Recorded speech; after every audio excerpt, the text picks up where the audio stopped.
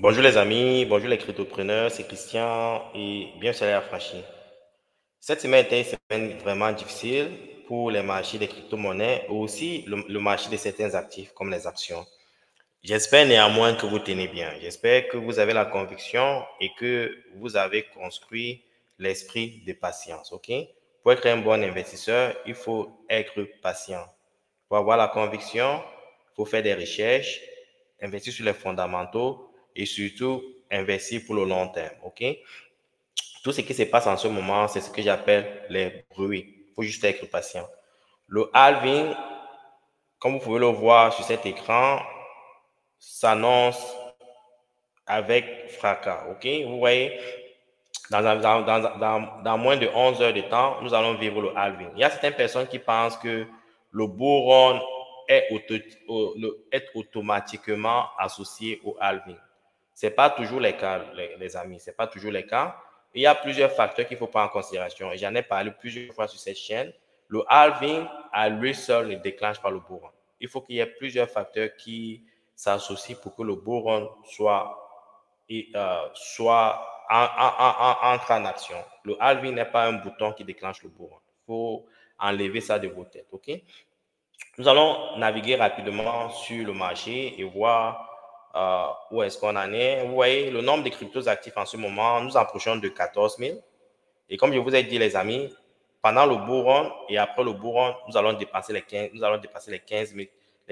jetons sur le marché. Et je vous dis et j'insiste de faire extrêmement attention parce que la majorité de ces projets-ci n'existent plus. Ça veut dire qu'ils sont listés, mais néanmoins, il n'y a plus d'activité, il n'y a plus de code, il n'y a plus rien sur ces trucs-là. Mais les gens y investissent toujours parce que la majorité des personnes qui investissent sur les crypto-monnaies ne font pas des recherches. Ils ne savent même pas sur quoi ils investissent. Il y a même certains youtubeurs qui vous recommandent certaines crypto-monnaies qui n'ont aucune valeur. Juste pour pomper ces cryptos-là, c'est faire de l'argent et dorment ça sur vous. Faut faire extrêmement attention. C'est un environnement, les crypto-monnaies est un environnement très risqué, c'est un environnement dangereux. OK? Donc, ceux qui viennent ici se disant qu'ils vont se faire de l'argent, vous allez vous faire mort si vous n'êtes pas discipliné. Et je peux vous dire, avec les statistiques montrent qu'il n'y a que 10 personnes, 10% des personnes qui investissent sur les crypto-monnaies qui se font de l'argent. OK? Donc, faites extrêmement attention sur ce que vous investissez. La captation totale des crypto-actifs commence encore à remonter. Il y a environ une semaine, il y a plus de 60 milliards de dollars qui ont quitté les marchés. OK? Donc, on repart vers la hausse. La demande du Bitcoin est toujours excessive, 51,7%, ce qui détermine en quelque sorte que nous ne sommes pas encore dans le altcoin, dans la saison des altcoins. Un instant.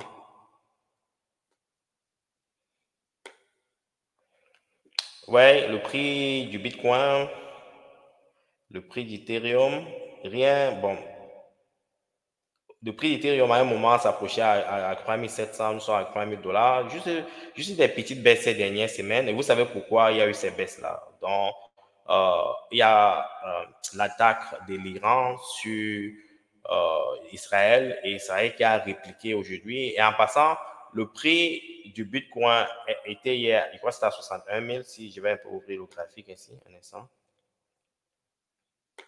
Le prix du Bitcoin hier, à un moment, s'est retrouvé, je crois que c'était à 60, à 60, voilà, 61 000. OK, à un moment, ça s'approchait de 60 000 dollars, de 60 000 dollars. Parce que les gens anticipaient, comme Israël a déterminé qu'il devait réagir par rapport à l'attaque directe sur son territoire, les gens s'attendaient à une attaque massive. Mais hier soir, Israël a lancé une attaque et les Iraniens considèrent ça juste comme une petite réplique et ils n'ont même pas fait de commentaires excessifs par rapport à ça. Donc, ça veut dire que la situation s'atténue un peu. Donc, ça redonne un peu confiance aux investisseurs. Parce que les gens se disaient que si Israël attaquait avec beaucoup d'agressivité et que l'Iran réagissait, ça devait créer un chaos vers ces secteurs-là. Et vous savez que la majorité du pétrole dans le monde se trouve dans ces secteurs-là. Les prix du pétrole devaient exploser, l'inflation devait suivre et autres. Donc, ça devait créer un chaos économique à travers le monde. Donc, les gens étaient prudents par rapport à ces anticipations-là. C'est pour ça que vous avez vu toute la semaine dernière, quand Israël disait qu'il devait réagir, les marchés étaient un peu timides et Vous avez vu des baisses drastiques sur le marché. OK? Donc, la semaine dernière était vraiment un peu difficile pour ceux qui, surtout pour les traders. C'était rouge partout pour tout genre de crypto-monnaies, hein, que ce soit pour tout, même pour tous les narratifs. Donc, on avait l'impression, en quelque sorte, d'être dans un marché de bear market. Et vous voyez, après cette attaque-là d'Israël qui était en quelque sorte minime, vous voyez, les marchés commencent à reprendre un peu de couleur. Mais est-ce que ça sera le cas? Pendant les prochaines 24, 48 heures, on verra un peu ce que l'Iran pense, ce qu'Israël pense. Il faudra prêter attention à toutes ces informations-là pour pouvoir savoir où le marché va se diriger. Les amis, le marché n'est pas dicté par le marché des crypto-monnaies n'est pas dicté par le halving. Parce qu'il faut comprendre une chose, il y a plus de presque 20 millions de bitcoins qui ont déjà été minés. OK? Je pense qu'il reste à peine 1 400 000 bitcoins qui a miné. Donc, ça veut dire que la majorité des bitcoins sont déjà en circulation. Dans un futur proche, ce n'est pas le halving qui va déterminer le bull run. OK? C'est surtout des facteurs macroéconomiques. Et je pense que j'ai lu une analyse tout à l'heure sur Coindex partageait, qui faisait part de la même assertion. OK? On va aller rapidement sur Coindex. Un instant.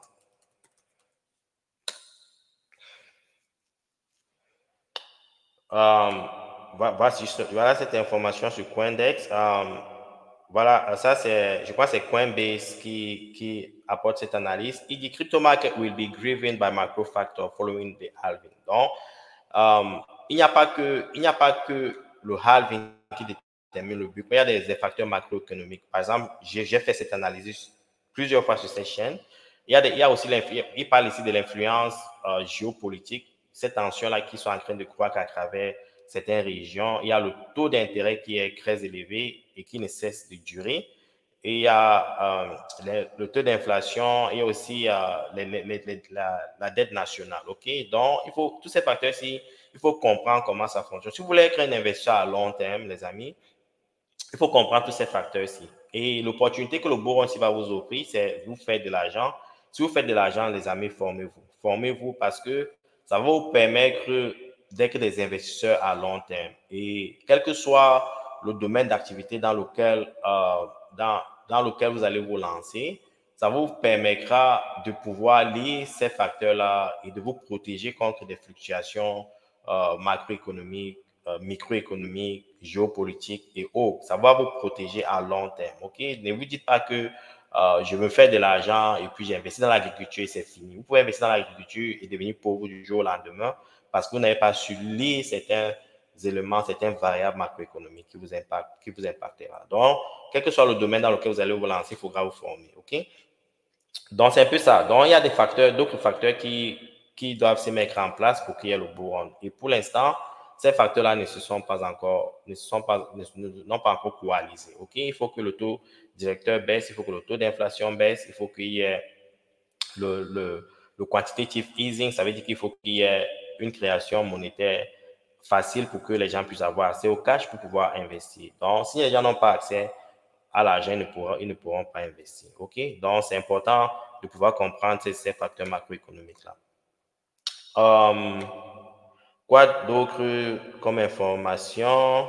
Il y a Tether qui va créer USDT sur le stablecoin sur le sur Telegram, qui est le Ton Network. Ce qui est bien, ça permettra aux individus qui utilisent Telegram de faire des transactions P2P avec le USDT. Quoi d'autre?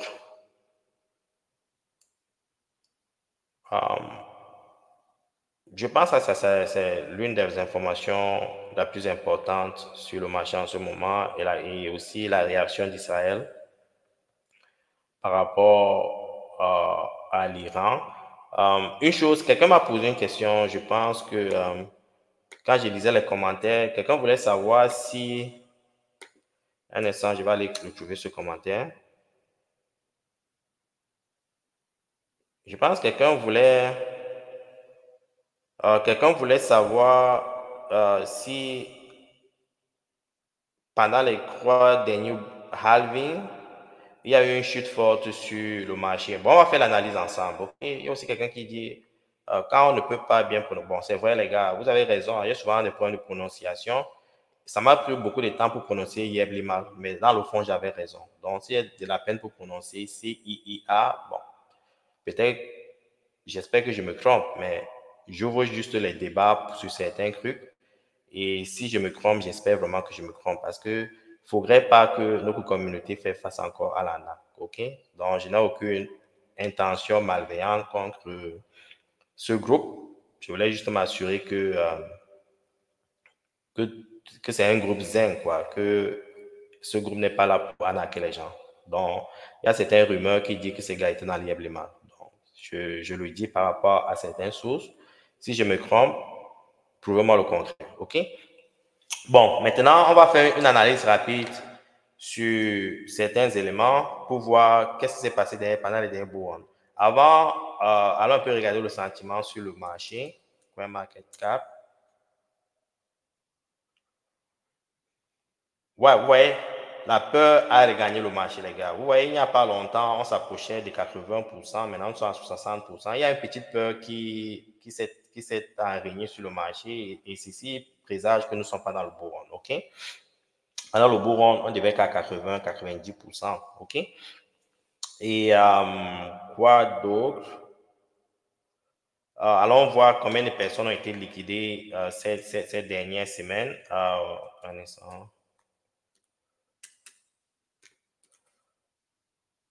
Alors, on va voir si Grayscale continue à vendre massivement ses bitcoins. Wow! Grayscale a à peine 306 000 bitcoins.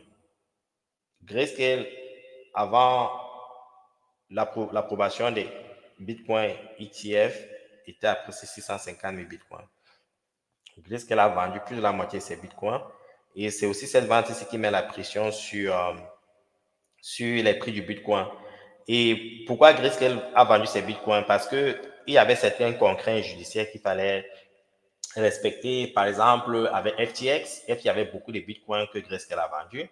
Il y avait aussi la plateforme Gemini qui est allée en faillite et qui a commencé à vendre ses bitcoins. Donc, il faudra qu'il y ait une stabilité au niveau de ces ventes ici pour que ça crée plus un inflow, pour que les prix puissent rester stabilisés. Donc, tous ces facteurs-ci. Donc, quand on fait des analyses, il faut prendre en facteur tous ces éléments-ci. Ce n'est pas juste le halving.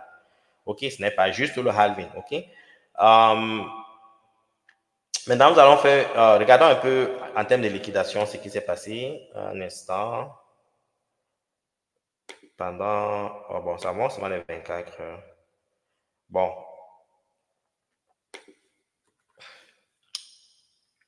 Pendant les dernières 24 heures, il y a eu plus de 266 millions de liquidations. Je pense qu'il y a environ 4 ou 5 jours, il y avait plus d'un milliard de liquidations, les gars. Les gens se sont fait liquider. Les gens qui ont des shorts et longs se sont fait liquider massivement. OK? Bon, nous allons un peu faire cette analyse par rapport à la question que notre ami nous a posée. Pour ce, je vais aller sur CoinMarketCap. Je vais sortir le graphique du Bitcoin. Un instant.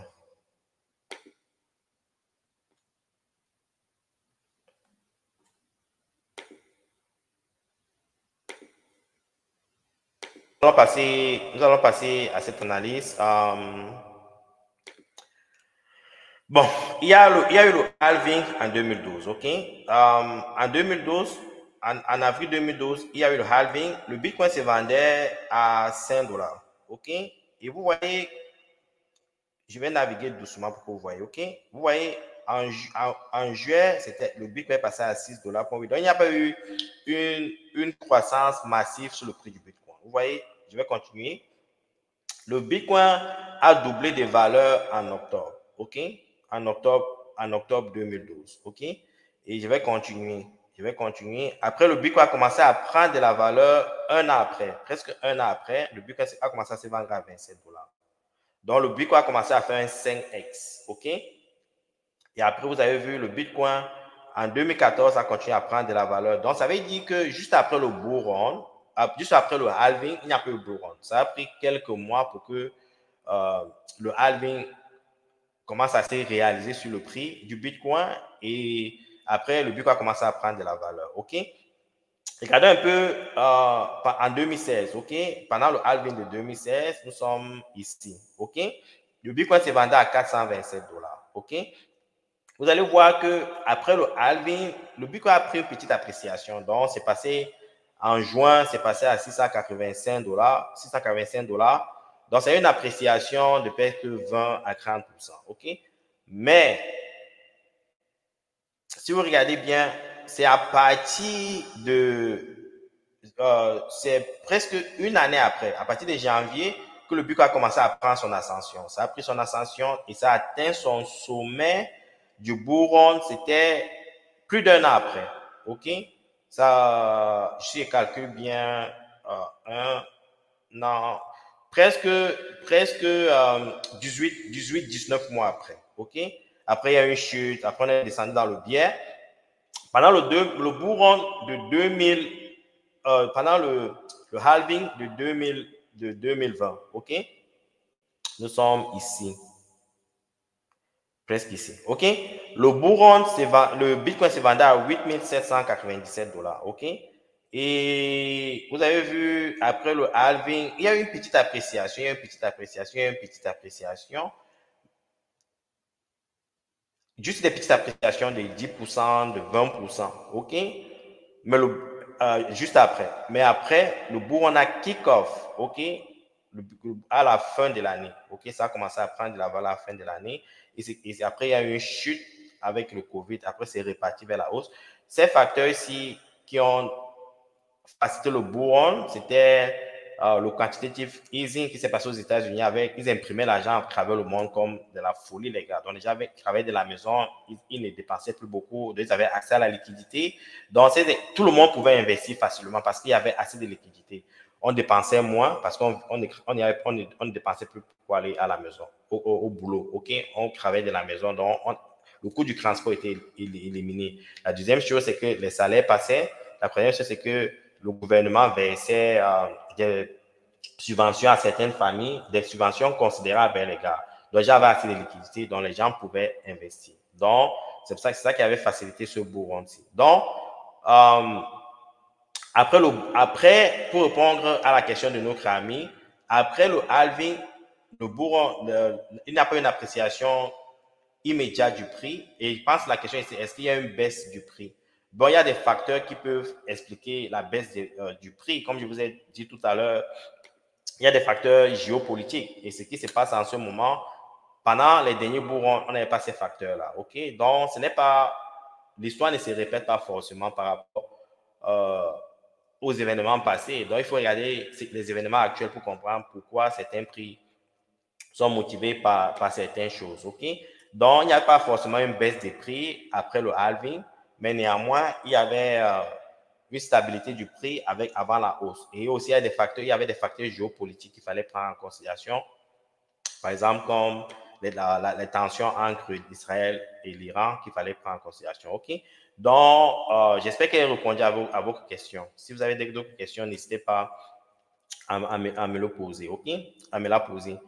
C'est ce qu'il y avait à partager avec vous aujourd'hui, les amis. Il faut être patient. Il faut être des investisseurs.